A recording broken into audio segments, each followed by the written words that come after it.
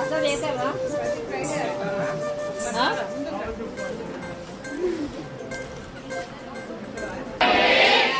Why we have gathered today? This is a very holy month and very good month of Ramzan.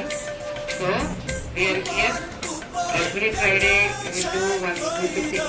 From that we are donating some groceries to the needful. That is to those IML. మనకి IML లేకపోతే మన school తప్పుకొచ్చింది. మనకి we can't stay without it. కదా అన్నం లేకుండా మనం ఏం చేయొచ్చు కానీ రోజు పూట ప్లాస్టిక్ అన్నం లేకుండా కానీ స్కూల్ అంతేగా అంటే కూర్చోగలరా ఇంకా మనకు సర్వీస్ చేసే వాళ్ళు ముందు ఆయనకి ఒక గ్రాసరీస్ 10 kgs రైస్ అండ్ ఒక 1 month సరిపడా గ్రాసరీస్ ఇస్తున్నాం. So from what you have donated every Friday. Okay children.